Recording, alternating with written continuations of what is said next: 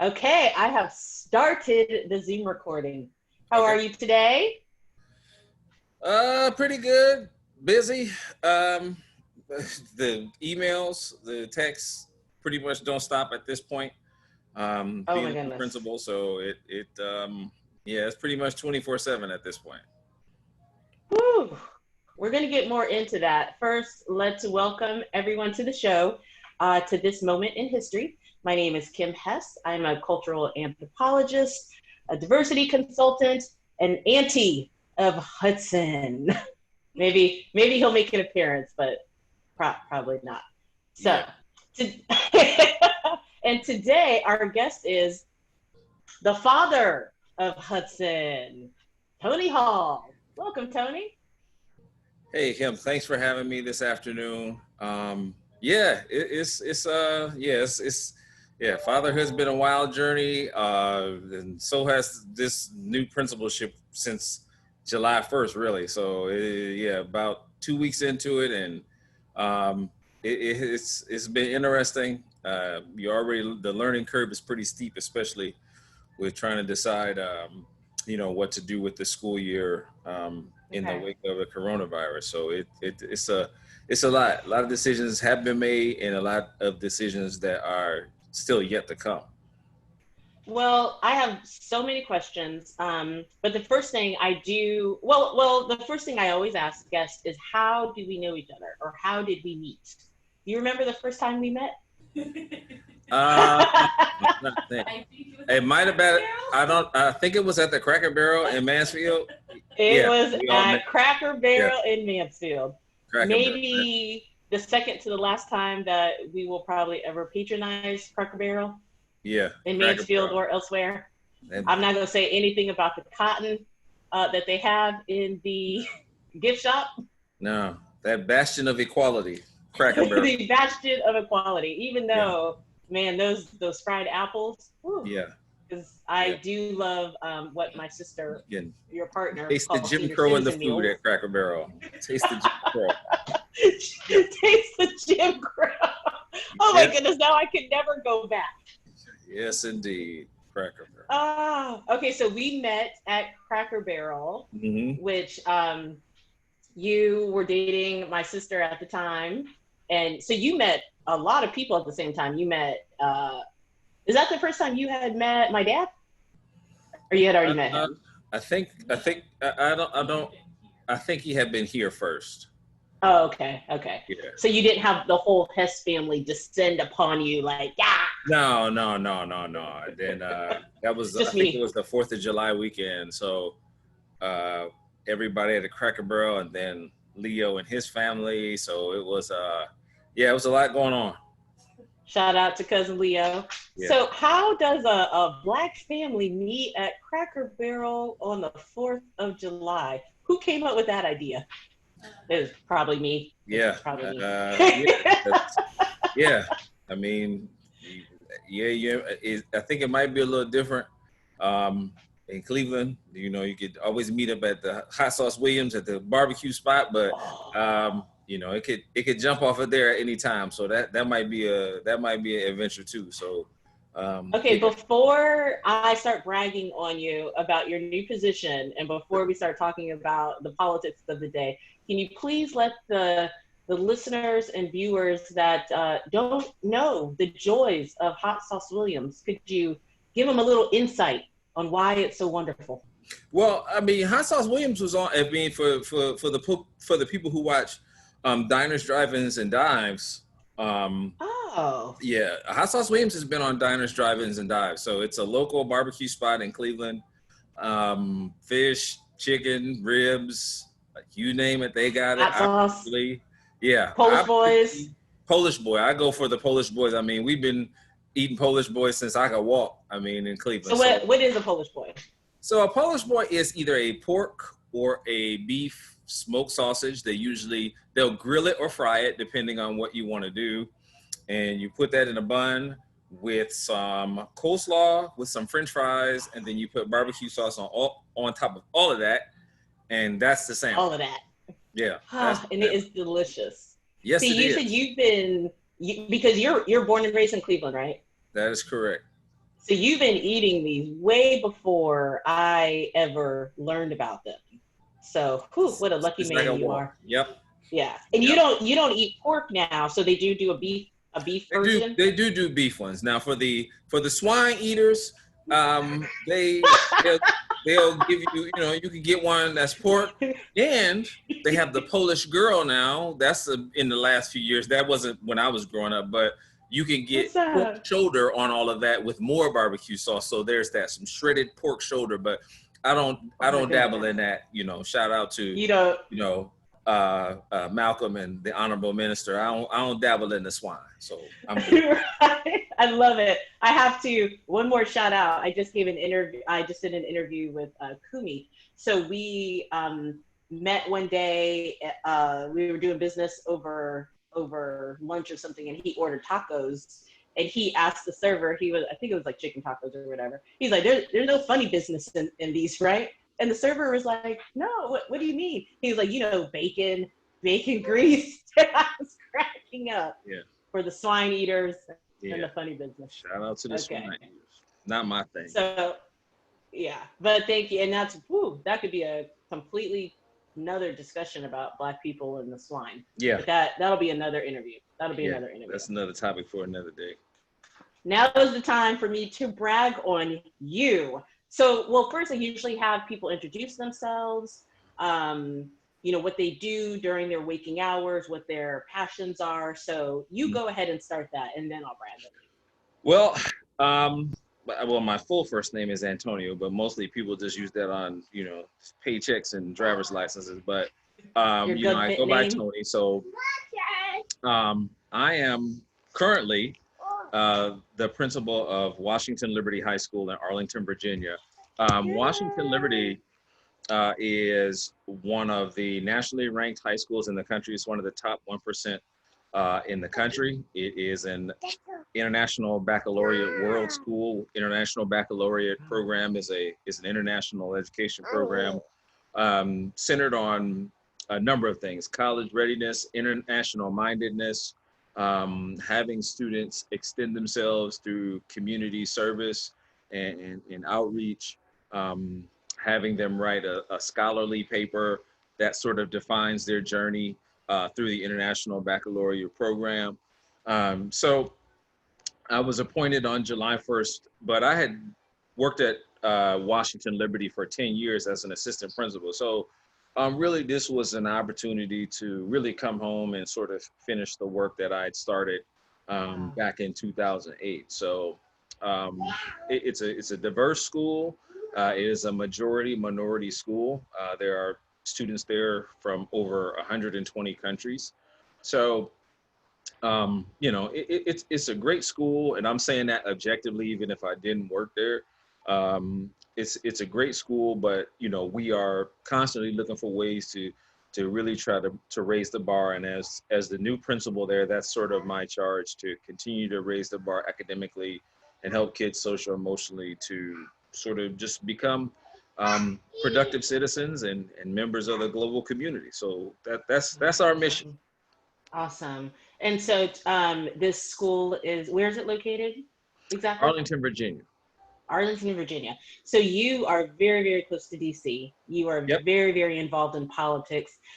Is that going to be a large part of your curriculum? Because I know it's a large part just outside of it, because you were saying dealing with, you just got appointed July 1st. Congratulations. So proud of you. I think I heard that you are the second Black principal in a 95-year history. Is that correct? That is true. Yeah. Marion Sprague, about 20 years ago, was the principal there. So yeah, I'd be the second Black person of the principal of that school. Yeah. Bravo to you. And also, you are a PhD candidate. Is that correct? Well, I'm going for the EDD. So yeah, I know the PhD is a little bit more research based, but I'm going for the EDD. Now tell everyone what the EDD is. I mean, the PhD, as I think a lot of people know, is a more research-based doctorate as opposed to an EDD in education. In my case, curriculum and instruction, which is a little bit more of a practical analysis and scholarly application of the things that you learn.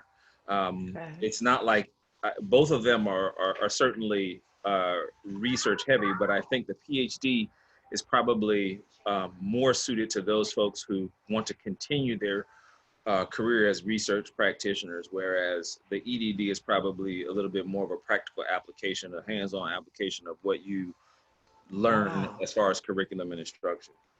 So I'm going to be able to call you doctor pretty soon.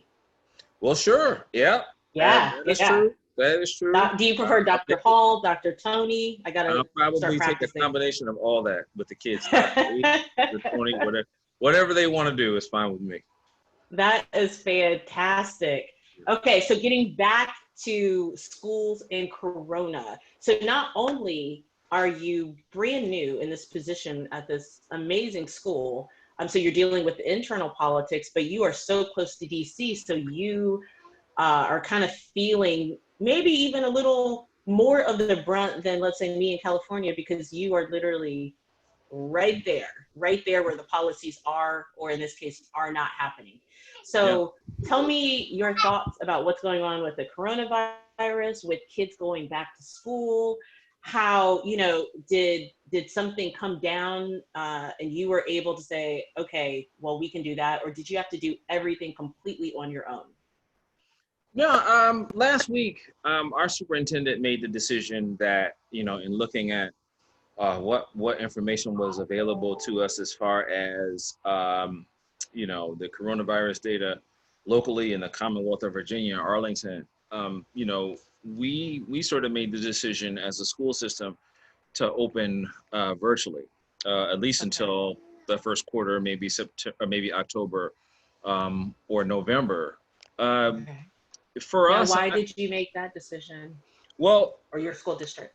Well, I think, in working with our county health officials, as well as those individuals that work in the state, certainly Virginia is not immune to, while not Texas or Florida, Virginia has seen its own rising cases across the state. So, we had to sort of make that decision based on local trends and certainly some national trends that affect us as individuals travel to and fro. So, we use the science to make that decision. I know that there's some parents who want their kids back in school. We know that there will be some childcare issues that will have to be worked out with staff and families in the community. But for right now, as far as Arlington goes, this was the decision that would keep our community safe. And so I think that's certainly how our superintendent proceeded, and that was not without criticism, but I think you have to have the courage of your convictions to continue to make decisions like that. Wow, that's super amazing. So being an educator, and you've been an educator for how long? Decades? 20 years. Wow, so you must have literally just come out like when you were in the 5th grade and said, I'm going to be an educator, because you can't be that old. Well, I probably, as I graduated from high school, I started thinking about that because a lot of influences in high school, certainly my assistant principal, Mr. Butler, and Mr. Brown, my high school counselor, were real influencers on me, and some teachers along the way. I don't know, Ms. Horshak, Ms. Maceo. Oh man, there's so many that I could still name. That's Mr. Althouse, my amazing. chemistry teacher. So I knew that early on that I wanted to do that, and that was the way I was going to sort of give back to kids who sort of grew up like I did. Wow. So I actually want to talk about this because I talk to a lot of people, particularly Black people, who say that they didn't get that mentorship, they didn't get that influence. And here you are rattling off so many teachers and principals and guidance counselors that have helped you be where you are today.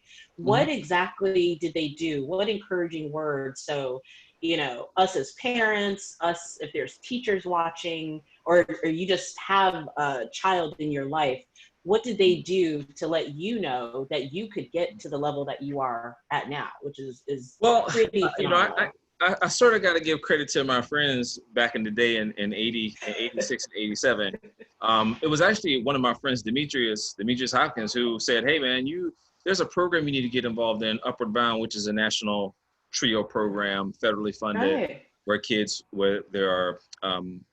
schools partner with colleges, and there's an experience on the Saturdays, and then you spend time on the weekends, and then the summer at these respective colleges. So I think that was a combination of my peer group, because in '87 Wow. we were knee deep into, I think, sort of the crack epidemic in many of our neighborhoods. We were not immune to sort of the violence that happens in many of our urban areas. So for us, Mm. it was a way to sort of band together as friends and say, what can we sort of do to make it out? I mean, we didn't want to be statistics. Many of us were already, because we were coming from some of them came from single parent households, or households that suffered from trauma or substance abuse. So we found ways to rally around each other. And this program was sort of an offshoot as a way to work with many of the teachers in our building. And so that's how some of these mentorships and some of these folks became my mentor, because they knew about that program and pushed me into that program and saw the potential in me to say, you know what, we think this will be good for you to sort of help you explore some post-secondary options. And so, but from a combination of friends, and then by extension, some of those teachers that I mentioned, that's kind of how I got involved with all of that. That's amazing. So not only the adults in your life, but also your peer group, your friends encouraged Yeah. you. That's amazing. Yeah. And then also, because I have insight to you, because we're family. My sister Michelle, your partner, was telling me a story about, I don't know if it was a teacher that she works with, that said that you influenced him to become Oh, a yeah, Mr. teacher. Jallo. Tell Yeah, us that I story. taught him in middle school. I was his middle school teacher, and now he's an English teacher. So, See, it's one of those paying it things where, forward. yeah, the wheel sort of goes round. And so, my hope is that he passes the baton to someone else. And some young man or young lady wants to continue that sort of teaching career that's in his class currently. So, Right. it's cool to see the kids sort of come back and give in that way. There was a young lady who was a counselor last year at Washington Liberty. Well, I taught her as well, and to see her come back to WNL as a counselor after seeing them grow up sort of through middle school and high school is pretty rewarding too. That is absolutely amazing, and bravo. Because growing up, I think I know the first Black teacher I had, I might have been a sophomore in college. Mm. That's where, let me even say, not the first Black teacher. I want to say it's the first person of color that I had as a teacher. Yeah. And then after that, in grad school, definitely I purposefully sought out educators of color, because sometimes you have a different viewpoint. Sometimes you have a different viewpoint.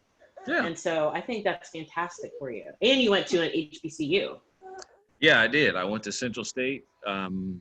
Shortly that I sort of took a roundabout journey to Central State. I was originally set to go to Clark Atlanta, but sometimes you just go through those things. Sometimes the HBCU experience, occasionally, my financial aid is messed up, and so it probably was my own negligence a little bit with Clark Atlanta. So I came back home for a little bit, and some of my friends I went to high school with said, "Hey man, you should come down here with us to Central State." And I didn't know much about Central State as an HBCU, but I know my friends were there. So I said, okay, well, that's probably good enough for me, and I can figure it out from there. And that whole Central State experience probably changed my life for the better. And many of those folks are either they're my frat brothers or they're my friends to this day from over 25 years. So it was a life altering experience. I'm so glad you're bringing up your peer group and how some of them are still in your lives today. Mm-hmm. And I think that is indicative to young adults and adults, that who you hang out with, who you party with, who is in your inner circle can literally change the trajectory of your life. Yeah, that's true. I think there were some, there's always sort of the lighthearted conversations that you have with your friends over the years, but certainly, one sort of hallmark I think from all of our friendships is that we tend to try to push each other to make it and to succeed. And at times it's push your friends professionally. At times it's push your friends to be a better partner to whomever they're in a relationship with, or push them to be a better parent. So those are all the sort of tough conversations. I think people, there's sometimes this misnomer that especially Black men don't have these conversations with one another. But I'd like to, but I think that's false. I think a lot of Black men do. They might not open up about those conversations outwardly. But I think they do have those conversations with their friends. It's not always, how many, how many ladies you got over the years, all of that. But, right, what car or you drive. basketball, or There's some substantive conversations that you have, some real come to Jesus conversations that you have with your friends. I think that kind of push everybody to be better people over the years. I love that, and I'm really glad you brought that up, because you're right. I don't feel that there is this idea that Black men are sitting down having these conversations to make each other better, or to give each other support.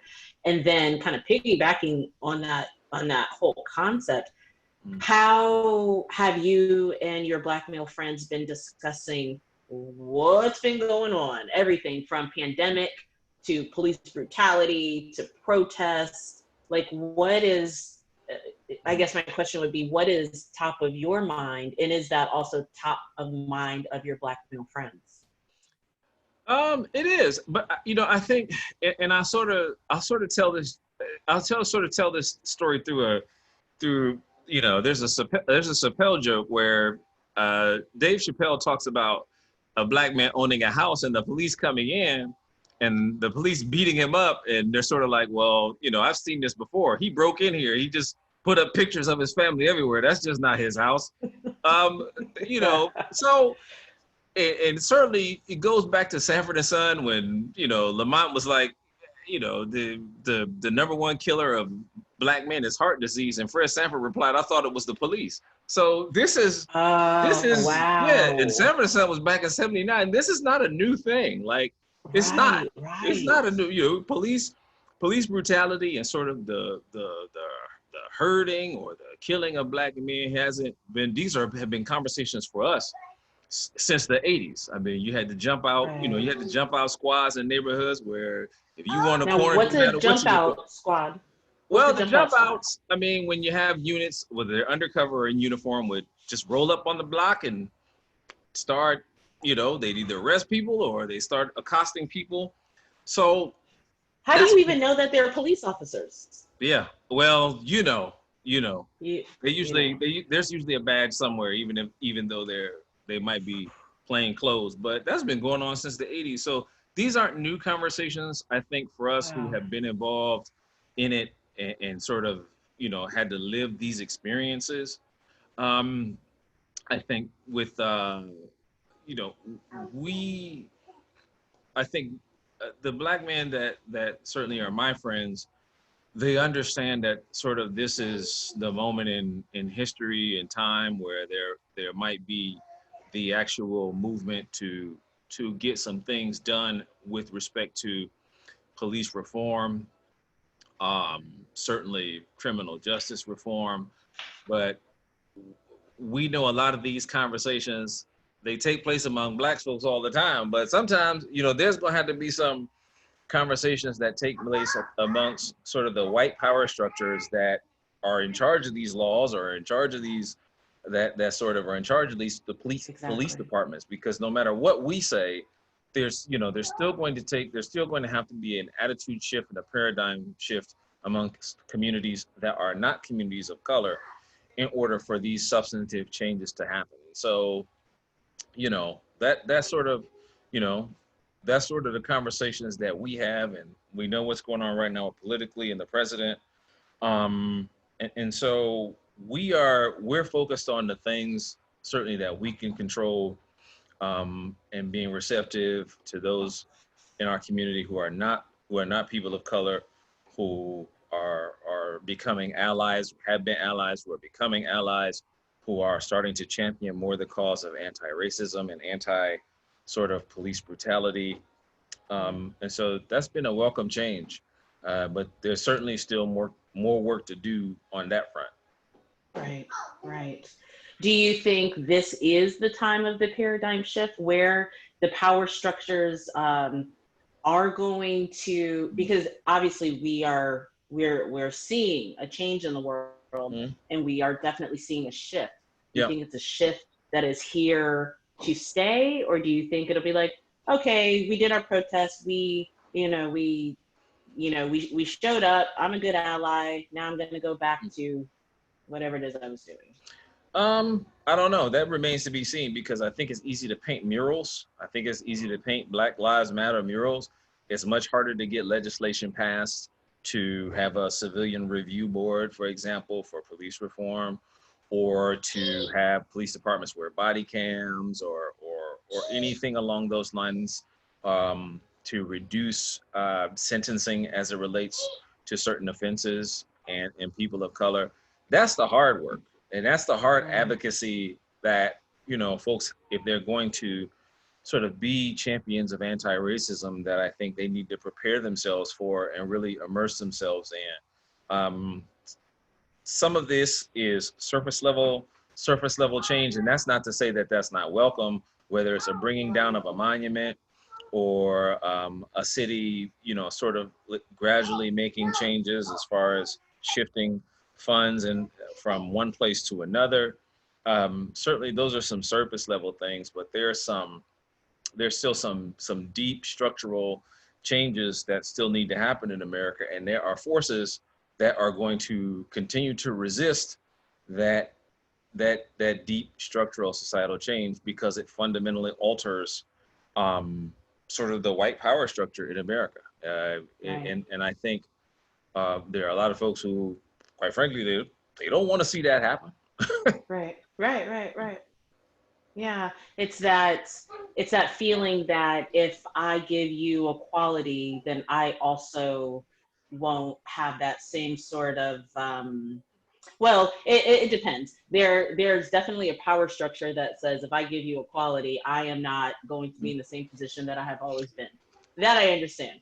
Yeah. There's also, I'm just talking to, just regular people that I think maybe subconsciously they think, this is something with Black Lives Matter versus All Lives Matter, that if everyone's free, it's going to take away from me. It's like a pie. And so if I give someone a piece of pie, that means I don't get to eat, which we know isn't true. What do you think about that? Well, I like to tell stories and sort of use analogies from certain films or books or TV over the years. And there's a scene in the movie Mississippi Burning where the two FBI agents are talking, and one FBI agent is talking about his father. His father was, of course, very racist in Mississippi. Black man had done well for himself in Mississippi, and he bought himself a mule. And so the black man, as he was sort of building up his farm and with using this mule, the white racist neighbor killed the mule. The FBI agent in the movie, his father never told him that he killed the mule, but he looked in his father's eyes around the time that this saw it happen in the community. He knew his father did it. And the father said to the son, and I'll never forget this quote, and that because it was so poignant of a scene. Well, the father said, "Well, son, if you're not better than a nigger, who are you better than?" And that mentality still permeates throughout many parts of American society. Whereas, as long as there is, it doesn't even have to be in practice, but as long as there is the feeling that white people are on top and they are superior to every other race, then for many white folks, that's enough. that's enough. The feeling Wow. of being superior, even though it may not manifest itself economically, which it doesn't, because we know that many communities that are white tend to vote against themselves Right. over the fact that, for the candidate who may hold up this sort of nationalistic view of whiteness. So, it's one of those things that's going to persist. That's going to be one of the hardest things to overcome. But if there are enough allies and enough advocacy, and folks keep pushing the legislation and keep and be dogged and persistent about that, then these changes can continue to perpetuate themselves. But people better not kid themselves. The Wow. white nationalist view is not going anywhere. And this whole thing about educating, educating sort of younger members of society, well, that's passed down too. So, it's still Right. going to be an uphill battle, no matter what. That story you just told about the movie Mississippi Burning, because I've never seen it, that I felt that. I felt that in my body. Yeah. Is that, I'm just asking because I don't know. Do you think, like I said, the Blue Lives Matter, the Mm-hmm. All Lives Matter, do you feel that those people are in that camp, even if it's unconscious? Like they say, yes, everyone's equal, but really, when they're saying all lives matter or blue lives matter, is it because if you're not better than nigger, then who? Wait, what was the quote again? I don't want to botch it. No, I think there's some folks who genuinely believe in their heart of hearts that they are not racist, that they hold no ill will intent towards people of color, and that their view is solely, I want to make sure that through all of this, that people understand that, everybody's life is valued, including our members of law enforcement. And I don't think that Black people, by and large, have said that that's not the case. They Untrue, understand that right? they understand that many law enforcement individuals are individuals of color, and even if they Right. weren't, I think by and large, Black folks have sort of always championed the cause of everybody else, throughout American history, whether it's women's suffrage, which we know that Black women weren't the beneficiaries of women's suffrage and women being White able to vote. feminism. In many areas, Right. Black women still couldn't vote. Right. The organized labor movement in America, certainly the unionization of many of our factories and our businesses over the years. Black folks championed the cause of that, but that didn't mean that they were the beneficiaries of many of those union jobs over the years. They were kept out and locked out of those jobs. So there's always been an advocacy and a recognition that the life of other individuals matter. I think for Black folks, it's just I think they're just looking for the acknowledgement that, our lives matter too. Right. Not that we are superior to anyone else. We're It's just that, better.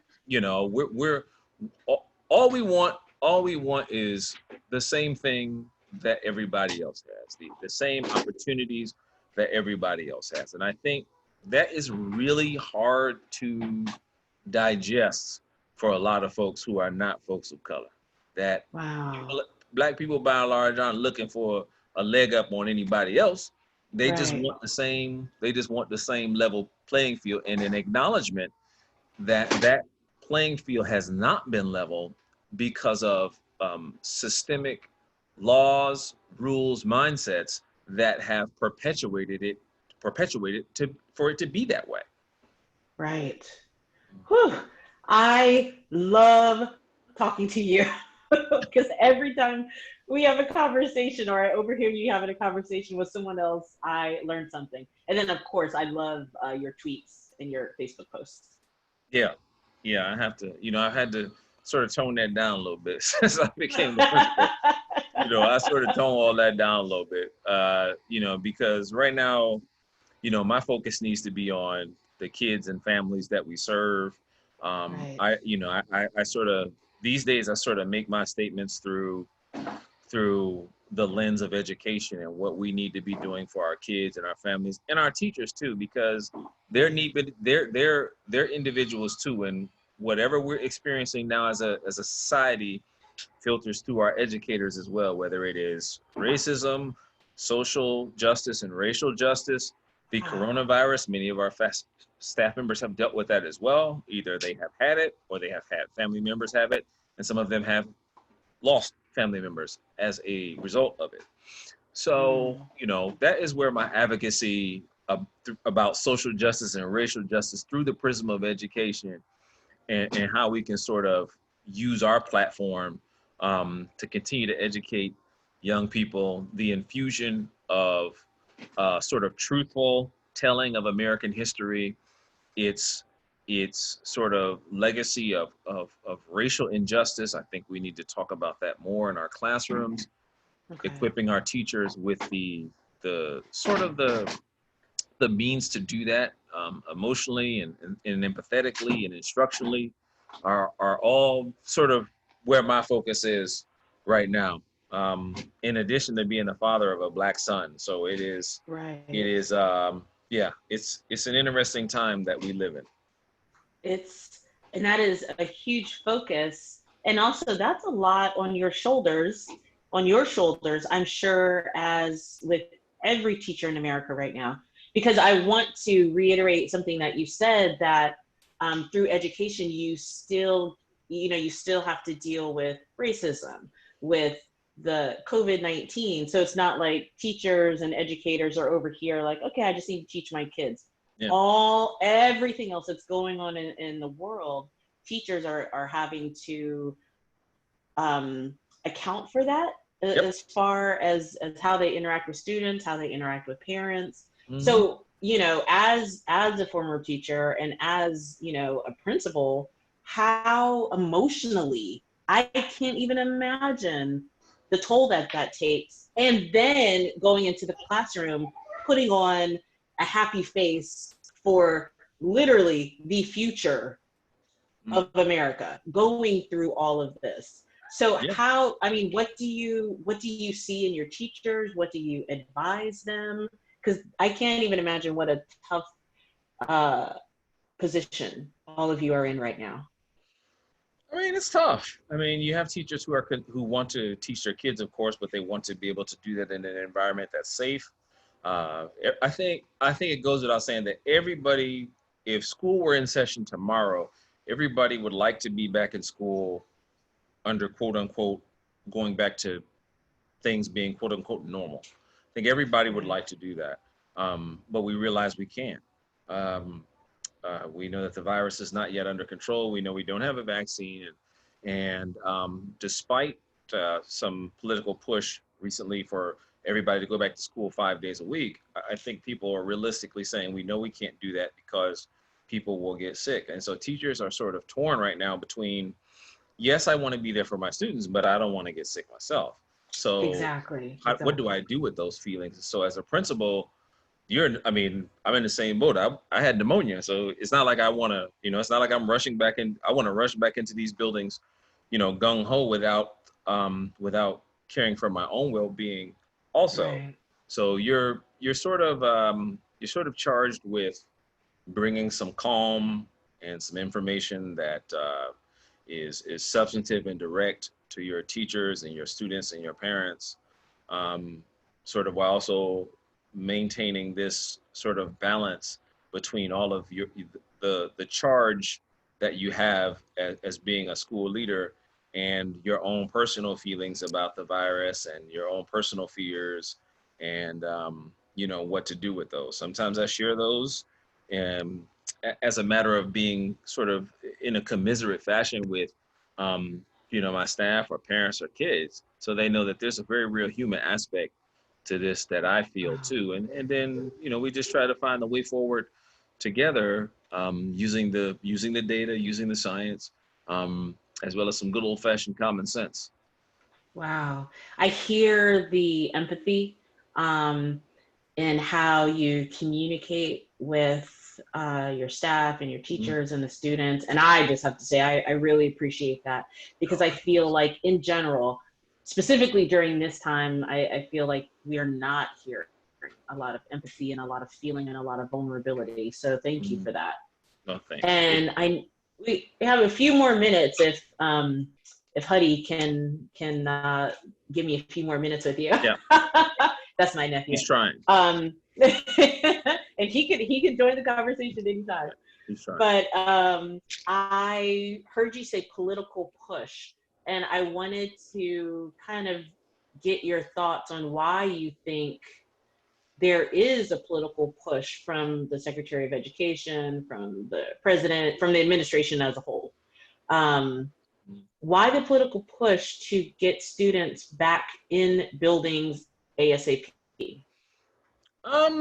Well, the folks who feel like are some of our leaders in Washington there, and we know that there are people around the country who say, we've got to get the kids back in school. We have to go back to work. I mean, I think largely it's centered around capitalism. The kids got to go back to school because I got to work.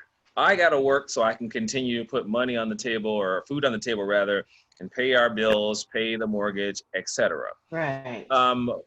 And I think largely we're in this situation where sort of not health and science has sort of guided us, but it is the sort of the capitalistic nature of American society. I mean, I think we could have probably had a little bit more, if we could have had a little bit more political sanity and political courage, we would have instituted a national mortgage and rent freeze. We would have created laws by which folks could get medical care regardless of cost. We would have instituted sort of maybe a universal basic income for folks through such time as we got ourselves through with a vaccine, and we would have focused more on the testing and contact tracing and isolation of folks who were experiencing the coronavirus where they live. But all of that is sort of antithetical to what capitalism is to a lot of people, and the concept of personal responsibility. But personal responsibility sort of takes a back seat when the collective good is at stake. And I think some people don't get that. And some people also don't want this to be a situation where others are getting something that they do not deserve.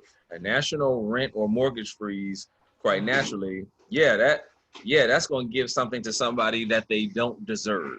And so that mindset sort of prohibits us from sort of doing the things as a society that we probably should do. There are other folks overseas, governments, who sort of instituted things like that because this would perpetuate an eventual sort of eviction and foreclosure crisis, which some news outlets have started to talk about, that there's going to be an offshoot of this as far as evictions and foreclosures. Well, you institute a national rent freeze or mortgage freeze, then you give, society some sort of breathing room, families some breathing room who are struggling because they can't go back to work because it's not safe.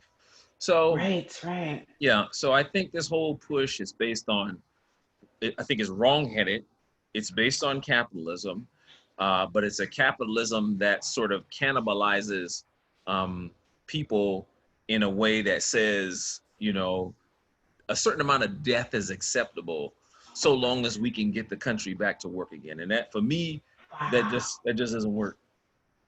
Wow. I know when you say that, I believe Betsy, is it DeVos?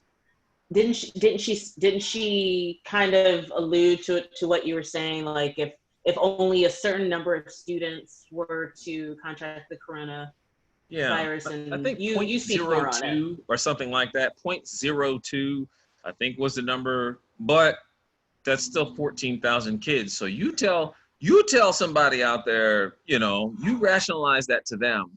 That I'm not putting my kid back. Yeah, that might be an infinitesimal number, but what if your kid's one of the 14,000 that dies? Someone's kid has to be. Yeah. Right, exactly. Someone's kid has to be.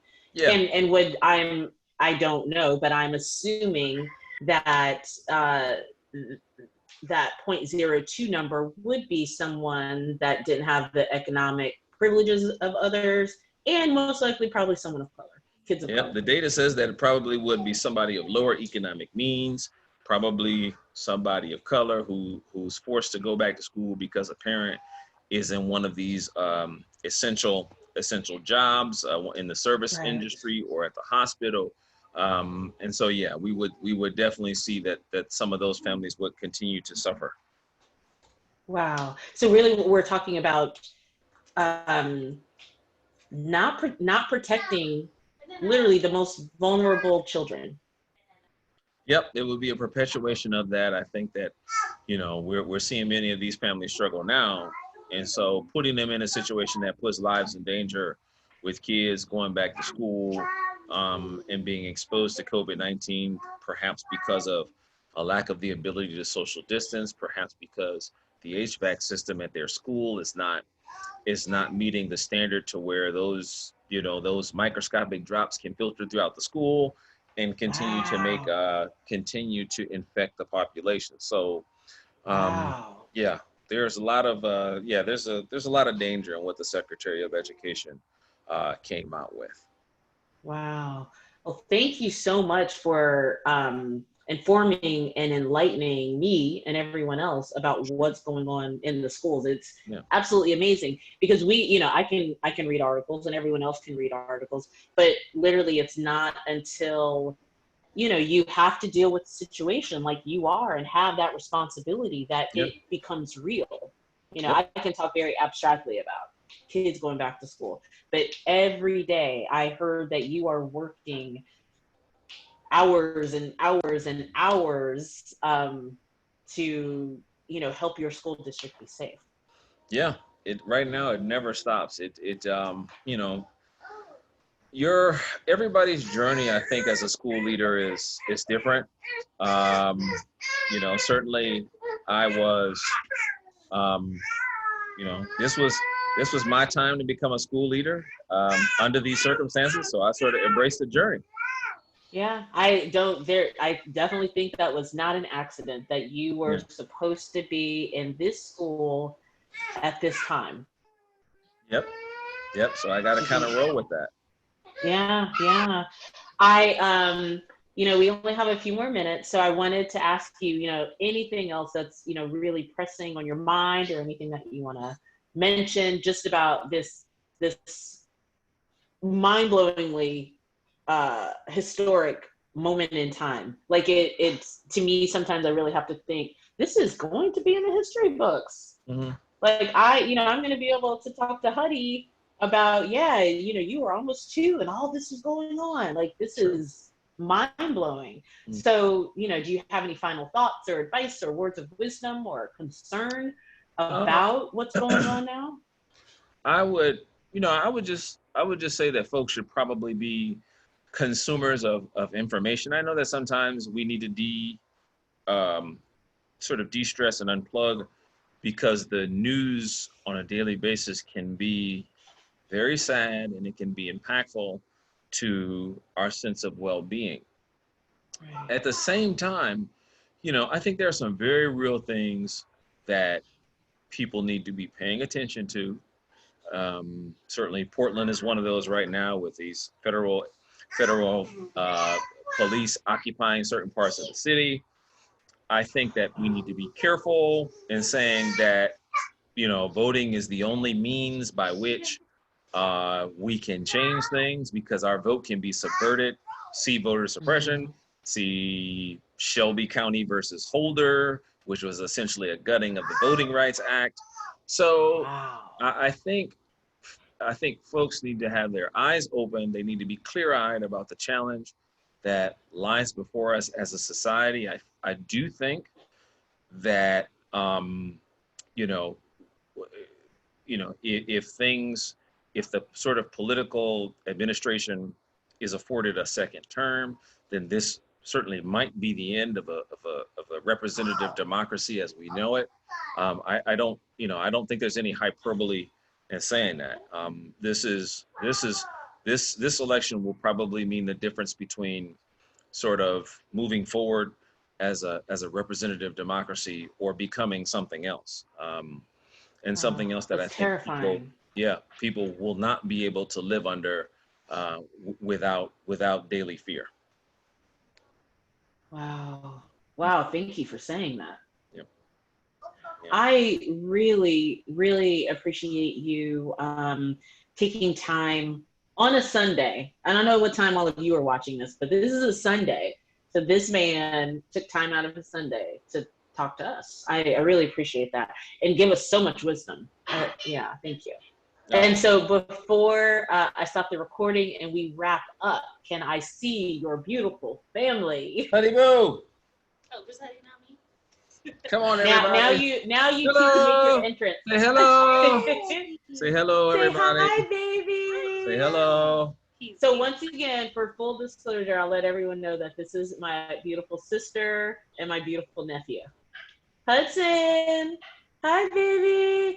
And you know what? I'm really glad that all of you are on screen because I think it's so important for Black families to be seen, for the world to see that there are Black families. And this is a completely different conversation that we'll get into another day about the media not showing all of this right now. Smart, happy, well-moisturized Black people. Black fathers, period. Black fathers. Black fathers, I don't want to get started, but my thing, I think it's our thing.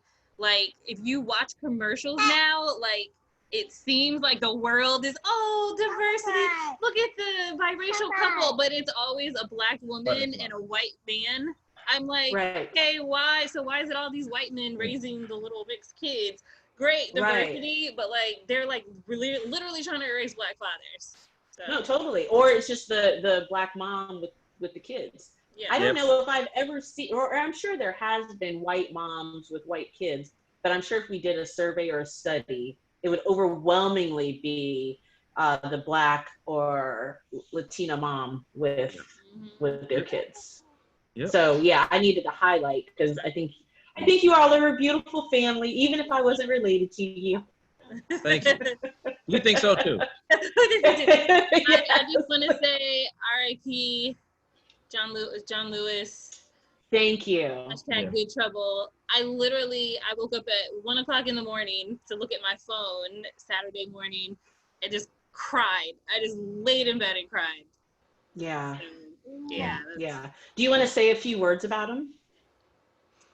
And why it was so meaningful for you? Well, as I wrote a message to the staff yesterday afternoon, and part of that message was, that, I think many folks were, yesterday spent the day saddened and continue to do so from the passing of John Lewis. And I just can't imagine, being on a bridge in Selma, Bloody Sunday, we complain about, Black folks complain about, when the air might cut off for a minute while we watching, watching Power. Or waiting in line. Waiting in line to buy $200 pair of shoes. Literally. And these folks were literally getting beaten for the right to simply exist. For us. Yeah. Not even for himself. For us. Yeah. And this is once again why I don't like that phrase, I can't think of it now, but there's a phrase that people are like, I'm not my grandmother. Oh, exactly. And I'm like, yes, you're right. You're not, because they really had to endure so much more overtly than and they were a lot physically. Like, as much as I admire, John Lewis and Martin Luther King Jr. and that whole era, like, I'm going to be honest, I'm not that brave. I am not that brave. It's bravery. Imagine the courage to go into a restaurant or a Woolworths and know that you are going to be yelled at and pushed and picked on and food thrown at you and yelled nigger over and over. Like, you're going into this, there's no fame, there's no glory. You're not going to get $1 million afterwards. They did this for us. Yep. I'm glad you brought that up. And there's another civil rights leader that passed the same day, correct? T. Vivian, the day before. Yeah. Wow. Another, I could have you and Tony talk like all day long, but definitely should have Tony back on So you guys can Yes. talk about who was there was a guy in the civil rights movement who was really at the forefront with all of them, but he was gay, and even the Black people like shunned him. Oh, wow. What's his name? It escapes me right now, but I have to find it for you. Let's talk about that. I think it's Let's talk Rudyard about Bastion that. or something like that. But yeah, he was probably one of the 3 or 4 figures that were central to the March on Washington. But yeah, that's a whole nother story for another day about how sort of the concept of equality for many of the Black leaders at that time didn't necessarily include folks who were gay. So so that's an interesting story. That's a whole other story for another day. I would love to hear that, and I know a lot of people would like to hear that because that's something that I did not even factor in. Yeah. Wow. So, okay, let's do that. Thank you, Shell. Yep. All right, family, go eat some mahala French toast. Or was that yesterday? That was yesterday. That was yesterday. What's pancakes today? Give Auntie kiss. Yep. I love you, Hudson. How do you say bye-bye? He's looking at my phone. So. Say bye-bye. Bye. Okay. Is that no? I'm not saying bye. Yeah. Say butterfly. We have this app where he can learn baby words on the phone and talk to him, so he's all into that right now. Oh my goodness. I just have to let everyone know that my nephew is the smartest nephew ever. Don't at me. Yep. Okay, family. I love you and thank you. Love you too. Okay. Right. Bye. Bye-bye. Say bye-bye, honey. Bye, baby. Say bye-bye. Bye, baby. And